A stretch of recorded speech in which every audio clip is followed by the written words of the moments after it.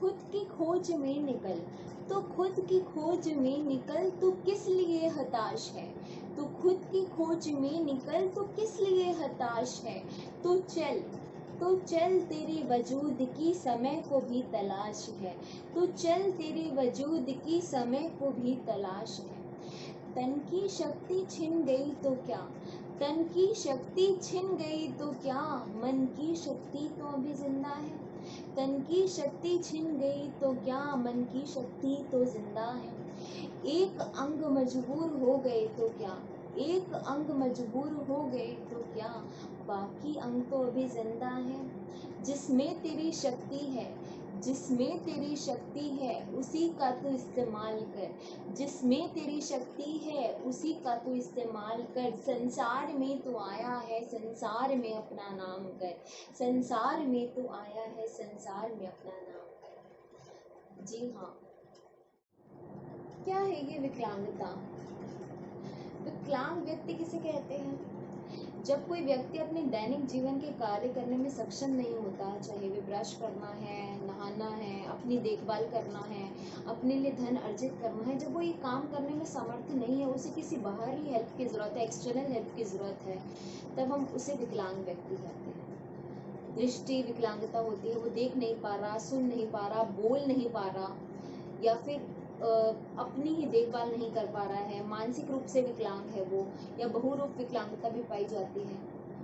पर बेटा ऐसा होता है कि ये लोग जिनके पास एक ना एक या विकलांगता होती है, या वो किसी एक कार्य करने में सक्षम नहीं होते, पर उससे ज़्यादा भगवान ने उन्हें क्षमताएं भी दी होती हैं। अगर वो उनके अंदर अदम्य साहस है, करेज है कुछ करने की, तो जो एबिलिटीज़ उनके अंदर हैं वो उसके ज़रिए उसको और विकसित करके बहुत आगे बढ़ सकते हैं।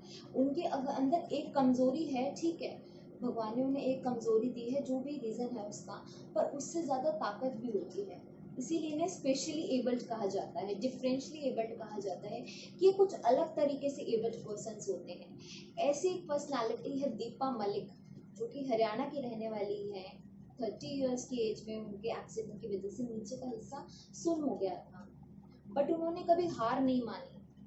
वो चाहती तो इससे काफ़ी निराश, पूरे जीवन भर निराशा लेके बैठ सकती थी, पर उन्होंने अपने अदम्य साहस से अपनी जो स्पोर्ट्स एबिलिटीज़ थी उसको और विकसित किया, और शॉर्ट पुट में कई सारे मेडल्स जीते। तो आज की वर्कशीट में देखते हैं वर्कशीट के क्वेश्चंस। चलो चलते हैं पहले प्रश्न की तरफ। पहले प्रश्न में हमें एक कागज की गेंद बनानी है और एक लाइन में खड़े होकर हमें उसे फेंकना है, और इंची टेप की मदद से उसे नापना है कि हमने कितनी दूर गेंद फेंकी। तो चलो चलते हैं। तो फ्रेंड्स, ये रही मेरी बॉल और ये रही मेरी लाइन। तो चलिए गेंद को फेंकते हैं। मैंने अपनी गेंद फेंकी, अब ये रहा इंची टेप, मैं इसकी मदद से नापूंगी। जहाँ मैं खड़ी थी वहाँ पे इंची टेप को रख के हम अपनी गेंद का नापेंगे कि मैंने कितनी दूर अपनी गेंद फेंकी है।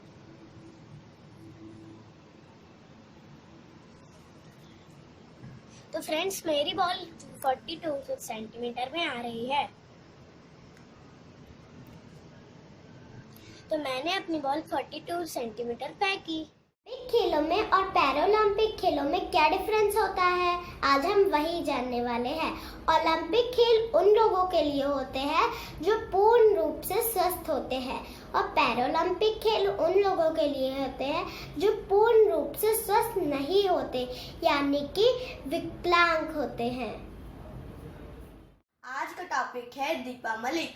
वर्कशीट में क्वेश्चन नंबर 3 पूछा गया है, दीपा मलिक की जन्म 1970 में हुआ, तो बताइए दीपा मलिक की उम्र 2016 में कितनी रही होगी और अब 2020 में कितनी होगी। Let's see answer. Deepa Malik का जन्म 1970 में हुआ और हमें बताना है 2016 में उनकी उम्र कितनी रही होगी। तो हम 10 ईयर्स आगे चलेंगे। 1970 में हम 10 ईयर्स आगे चलेंगे तो 1980, 1980 में हम 10 ईयर्स आगे चलेंगे तो 1990, 1990 में हम 10 ईयर्स आगे चलेंगे तो 2000, 2010 आगे चलेंगे 2010, 2010 में हम 6 आगे चलेंगे 2016। तो देखते हैं हमने 10 ईयर्स को कितनी बार प्लस करा। 10, 10, 20, 10, 30, 10, 40 और 6, 46। तो 2016 में उनकी उम्र रही होगी 46। और अब हम बता रहे हैं 2020 में उनकी उम्र कितनी होगी। तो 46, तो अभी उनकी उम्र है 46। तो अगर हम 46 में 4 प्लस करेंगे तो आंसर आएगा 50। तो 46, 47, 48, 39, 50। तो 2020 में उनकी उम्र रही होगी 50। तो चलो चलते हैं चौथे क्वेश्चन की तरफ। चौथे क्वेश्चन में हमें अपनी मम्मी की एज पता करनी है। तो चलिए पता करते हैं। क्या हो बेटी? मम्मी आप मुझे बताओ कि आप कितने साल की हो? 35 साल की हूँ बेटी। ओके। तो मुझे पता चला कि मेरी मम्मी 35 इयर्स के हैं और दीपा मलिक 49 इयर्स की। उस हिसाब से देखा जाए तो मेरी मम्मी 14 इयर्स दीपा मलिक से छोटी हैं।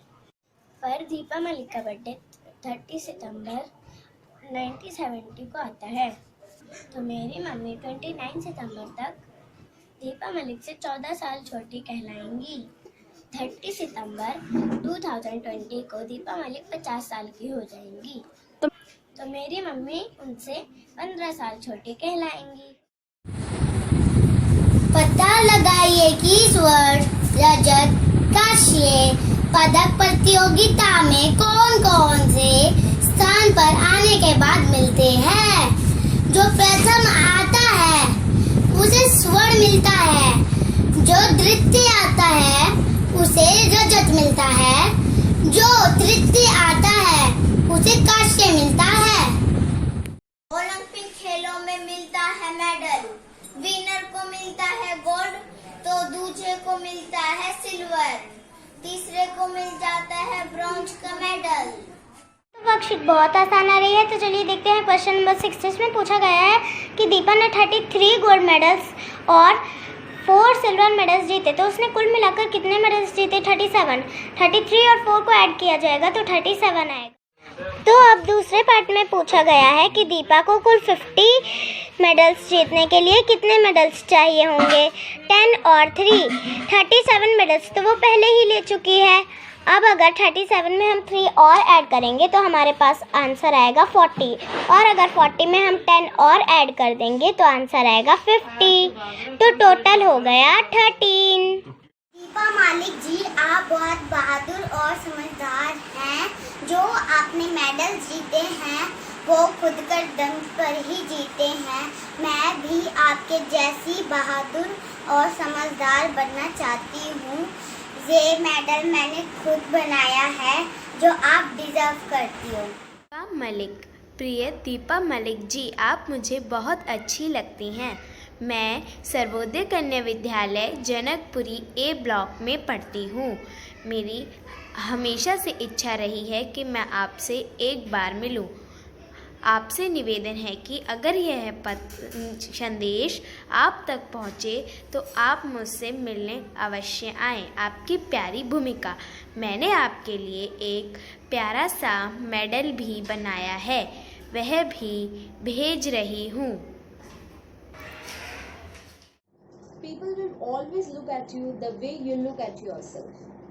बहुत अच्छी सेइंग थी ये दीपा मलिक की कि लोग हमेशा आपकी तरह उसी नज़रिए से देखेंगे जिस नज़रिए से आप खुद को देखते हैं। अगर आप खुद को ही इन्फीरियर मानते हैं, खुद को ही कम मानते हैं कि नहीं मेरे में ये एबिलिटीज़ नहीं है, मैं तो कुछ कर नहीं सकती, तो सोसाइटी भी आपको इसी नज़रिए से देखना शुरू कर देगी। अगर आप अपने अंदर ये सोचेंगे कि हाँ मेरे को भगवान ने कितना कुछ दिया है, मैं तो सब कुछ कर सकती हूँ, और आप करके भी दिखाओगे अपने हार्डवर्क से, करेज से, तो सोसाइटी भी आपको उसी नज़रिए से देखना शुरू कर देगी। ऐसी ही पर्सनालिटी दीपा मलिक थी।